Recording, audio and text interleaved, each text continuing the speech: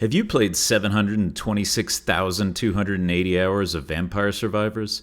Have you leveled up every single little bonus in yet another Zombie Survivors? Well, if so, then fire up Steam right now and go buy Megabonk. For everybody else, stay tuned to find out the brutally honest answer to the question, is Megabonk worth $10? Megabonk is a brand new game developed by indie Norwegian developer Vedinad. Wait, Vedinad? Danny Dev? Vedinad? Norway? Yaron?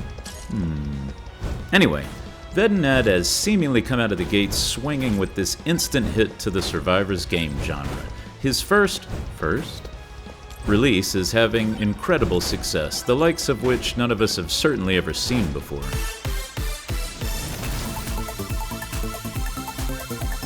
If you're new to the Survivors genre, here's a quick historical breakdown.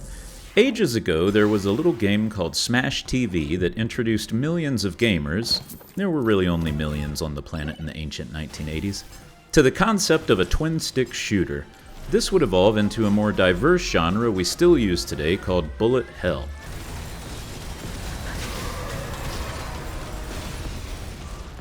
The general concept is that you have a character viewed in an isometric perspective who needs to not only shoot the bad guys, but avoid all the nonsense. In Smash TV, its precursor Robotron, and its successors, the actual shooting was accomplished by aiming a second stick, independent from your primary movement controls, and the weapons would auto-fire as long as the aim was held down. Fast forward to 2022, and Luca Galante takes the entire world by surprise with the watershed Vampire Survivors. At first glance, an homage to Castlevania, its unique premise was to make the bullet hell genre not more complicated, but less. How? By taking away the need to aim and focusing on a single control input of character movement. Luca created an entirely new way to think about the core gameplay loop of avoiding nonsense. Originally, people referred to this new style of gameplay as bullet heaven, but in the years since, and many clones later, people tend to refer to these games as Survivors games, an obvious homage to the OG itself. Now, it stands to reason that just as Final Fantasy VII was the next natural evolution to its ancestors, the next natural evolution to the new genre would also be 3D. And while there were similar platformers with roguelike concepts such as Risk of Rain 2, no one had successfully set out to just make Vampire Survivors in 3D. Until now.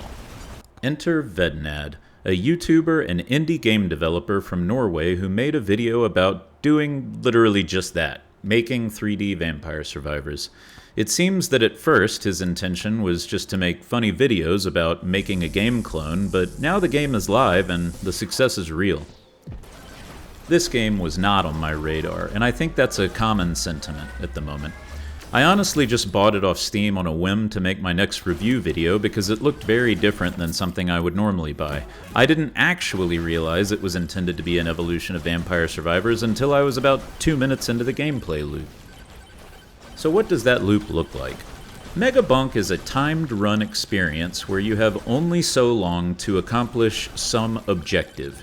Each run allows for a separate build from scratch, using a specific character with a specific starting weapon and a special ability. As you finish runs, your account gets buffed and new things unlocked in a pretty standard roguelike way. The primary objective is to beat a boss at the end of a level and unlock the next tier. By Tier 3, you have the ability to survive 3 unique stages and face a final boss. The other objectives you can work towards involve unlocks, quests, and challenges. I've had a lot of fun just loading in to complete some of the challenges, which include things like standing still, no hit runs, and even a run where Vedinad screws your controls up and then yells at you when you try to fix them in the settings menu. That brings me to the humor. There's a tremendous amount of gamer humor scattered throughout the experience, and it can range from high cheese to honestly quite clever. I found myself appreciating it more the more I played.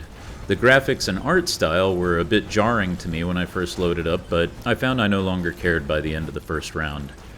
What makes the game feel great is the physics incorporation.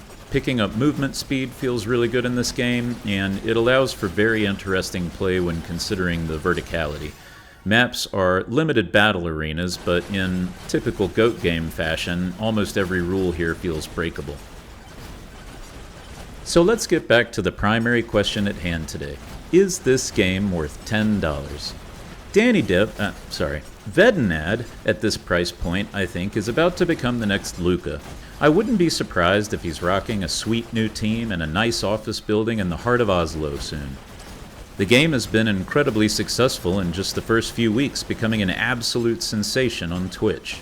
I've seen Quinn, Shroud, Esvan, and Casio all streaming the dang thing at the same time, and I heard that Darth has as well. So yeah, is it worth $10? Honestly, my answer is no. This game is certainly not worth $10. It's worth a heck of a lot more than that, and props to Vedinad for releasing it at such an accessible price point. Most players who like the genre or the challenges should get at least 30 hours of play out of this one. If you haven't joined the party yet, head on over to Steam right now to start bonking with the fantastic Mr. Fox or standard Night Guy. If you enjoyed the review, please consider giving the video a like and subscribe for more gaming content in the future, and I've been Ned Crash, and thanks so much for watching. Peace!